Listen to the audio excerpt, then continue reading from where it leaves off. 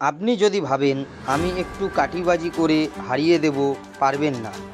কাঠি কী করে উল্টো কাঠি করতে হয় এটা ভগবানের আশীর্বাদে আমি এতদিনে শিখেছি। যে ভাবছেন ছোট ছোট করে কাঠি বার করবেন, এই সব গুটিয়ে রাখুন। বাগদা উপনির্বাচনে তৃণমূল প্রার্থী নিয়ে গোষ্ঠী কোন্দল প্রসঙ্গে দলীয় কর্মী সভায় মন্তব্য ব্যারাকপুর লোকসভার সাংসদ তথা রাজ্যের মন্ত্রী পার্থ ভৌমিকের। আগামী 10 তারিখ বাগদায় উপনির্বাচন। ইতিমধ্যে প্রার্থী ঘোষণা করেছে তৃণমূল কংগ্রেস। তৃণমূলের রাজ্যসভার সাংসদ মমতা ঠাকুরের মেয়ে মধুপর্ণা ঠাকুরকে প্রার্থী করেছে তৃণমূল। তারই সমর্থনে আজ বাগদার হেলেঞ্চাতে প্রথম সভা করল তৃণমূল কংগ্রেস।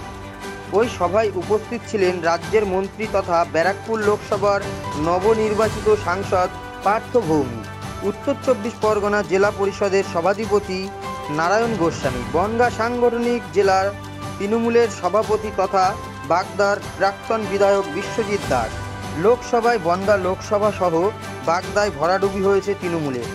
অন্যদিকে প্রার্থী নিয়ে রয়েছে দলীয় অন্দরে কোন্দল। কর্মীদের মন চাঙ্গা করতে বার্তা দেন তৃণমূল নেতৃত্ব। মিটিং শেষে প্রার্থীর সমর্থনে মিছিল করা হয় বাগদায়। দলীয় কর্মীদের উদ্দেশ্যে বিশ্বজিৎ দাস, নারায়ণ গোস্বামী, পার্থ ভৌমিক একের পর এক কোন্দল ভুলে একসঙ্গে লড়াইয়ের বার্তা দেন। এদিন পার্থ ভৌমিক আরও বলেন, আগে এই প্রার্থীকে জেতান, তাহলে 24-এ বাগদার ভূমিপুত্র প্রার্থী হবে। মন্তব্য সাংসদ তথা রাজ্যের মন্ত্রী পার্থ ভৌমিকের। পাল্টা বনগাঁ সাংগঠনিক জেলার বিজেপির সভাপতি দেবদাস মণ্ডল বলেন, তৃণমূলের নেতারা তৃণমূলের ভেতরে কাঠিবাজি করবে, এটাই ওদের জন্মলগ্ন অধিকার। ওদের কাঠিবাজি আছে, গোষ্ঠী কোন্দল আছে, ওরা নিজেরাই স্বীকার করছে না। বাগদায় যত বড় নেতাই আসুক না কেন, তৃণমূল হারবে উপনির্বাচনে। বাগদা বিজেপির দুর্জয় ঘাঁটি। 3 সভাপতি আছে, তাদের আমি বলে গেলাম নারায়ণের সাথে একটু আলাদা করে কথা বলে নেবেন। বিশ্বজিতের সাথে অলরেডি কথা হয়েছে, আমরা আমাদের মতো ইলেকশন স্ট্র্যাটেজি করব।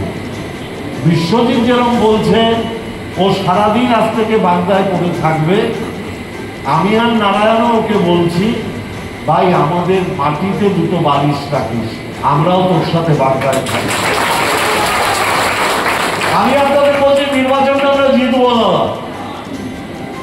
কেউ করুক বা না করুক এই নির্বাচনটা আমরা জিতবো। এই জয় আমাদের কেউ ঠেকাতে পারবে না, কিন্তু ওই জয়টায় আপনি সঙ্গী হতে পারবেন কিনা এটা আপনাকে ঠিক করতে হবে।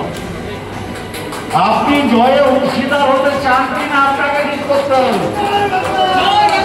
আর আপনি যদি ভাবেন আমি একটু কাঠিবাজি করে হারিয়ে দেবো, আমি বলছি না, পারবেন না। আমরা দুজনে বসে থাকবো, আর কাঠি কি করে উল্টো কাঠি করতে হয় এটা ভগবানের আশীর্বাদে এতদিনে শিখে গেছি। অতএব যে ভাবছেন ছোট ছোট কাঠি বার করবেন, আমি এখনই বলছি আমাদের যখন দিদি দায়িত্ব দিয়েছে ওসব ঘরে ঢুকিয়ে রাখেন। সবাই মিলে বাগদা জেতান, 2026-এ বাগদার ভূমিপুত্রই ক্যান্ডিডেট হবে। আমরা দায়িত্ব নিয়ে আপনাদের বলে যাই, এই নির্বাচনটা আপনারা জয়ী হন। আগামী 26 সালের নির্বাচন বাগদার ভূমিপুত্র বাগদার মানুষরা ঠিক করে দেবেন যে আগামী দিনে কে প্রার্থী হবে, তাকে প্রার্থী করার দায়িত্ব আমার থাকবে, পার্থদার থাকবে, নারায়ণদার থাকবে, আমরা করে দেবো। যেহেতু এটা উপনির্বাচন এবং আপনারা জানেন এই প্রচারটা কিন্তু আমাদের সবার আগে করতে হবে যে এই উপনির্বাচনে আমরা তৃণমূল কংগ্রেস জিতব। এখানে যে বাংলার মুখ্যমন্ত্রীর নাম মমতা বন্দ্যোপাধ্যায়, যে বিধানসভার নেত্রীর নাম মমতা বন্দ্যোপাধ্যায়, সেই বিধানসভার বার্তার হয়ে কথা কে বলতে যাবে? তৃণমূলের মধুপর্ণা হলেই বাগদার মানুষের উন্নয়ন সম্ভব। পার্থ যখন সময় পাবে পার্থ আসবে, আমি যখন সময় পাবো আমি আসবো, বিশ্বজিৎ পড়ে থাকবে, শঙ্করেরা আরো আসবে। লোকসভার সাথে বিধানসভার নির্বাচনের একটা গুণগত অবস্থানগত পার্থক্য আছে। আপনারা দেখবেন লোকসভায় তৃণমূলের প্রাপ্ত ভোটের সংখ্যা, তার সাথে বিধানসভায় তৃণমূলের প্রাপ্ত ভোটের সংখ্যা, তার মধ্যে একটা বড়সড় পার্থক্য থাকে। বিধানসভায় তৃণমূল কংগ্রেস সবসময় বেশি ভোট পায়। সেই নিরিখে এবং যেহেতু এখানে এই নির্বাচনের ফলাফল নিশ্চিতভাবে এটা ঠিক করবে না যে মুখ্যমন্ত্রীর আসনে কে থাকবে। সবাই জানে যেই জিতুক মুখ্যমন্ত্রী থাকবেন মমতা ব্যানার্জি। অতএব স্বাভাবিকভাবে উন্নয়নের নিরিখে উন্নয়নের সাথে থাকবার জন্য আমার ছোট বোন মধুপর্ণা ঠাকুরকে বাগদার মানুষ দুহাত ভরে আশীর্বাদ করবে।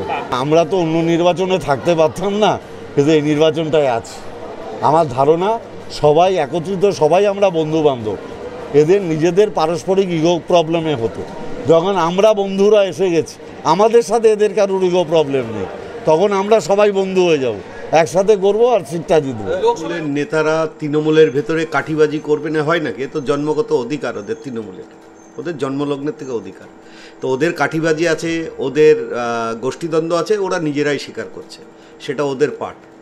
আর বাগদায় যত বড় নেতা আসুক, যত বড় নেতা আসুক, বাগদার মাটিতে তৃণমূল হারছে, তৃণমূল হারছে উপনির্বাচনে। শুধু তাই নয়, আপনারা দেখেছেন সদ্য লোকসভা ভোটে ভারতীয় জনতা পার্টিকে বিপুল ভোটে জয়ী করেছে বাগদার মানুষ। তাই এই বাগদা বিজেপির দুর্জয় ঘাঁটি। আর তৃণমূলের আগামী যে 10 তারিখে ভোট আছে উপনির্বাচনে, বাগদার মানুষ তাদেরকে রাজনৈতিকভাবে সমাধি করে দেবে। দেখুন, ওনাদের এই স্বপ্ন পূরণ করে দেবো, বাগদার মানুষও পূরণ করে দেবো। এখনও বলছি, বাগদায় ভারতীয় জনতা পার্টির যে প্রার্থী হোক সেই প্রার্থী জিতবে। ওদের কথায় কোনো না গুরুত্ব দিই আমরা, না সাধারণ মানুষ গুরুত্ব দেয়। আপনারা জানেন এই লোকসভা ইলেকশনের আগে ওরা বলেছিল, ওনাদের যিনি সম্ভবত সভাধিপতি নারায়ণবাবু, যে কল্যাণী আর হরিণঘাটায় যদি আমরা লিড না পাই তাহলে আমি আমার পথ ছেড়ে দেবো। আপনি পথ ছেড়েছেন? ছাড়েননি। আপনাদের কথার কোনো মূল্য নেই, আপনাদের কথা কেউ বিশ্বাস করে না। আর পার্থবাবু, আপনাকে বলছি, আপনি নিশ্চিন্তে যান, বাগদায় তৃণমূল হারছে।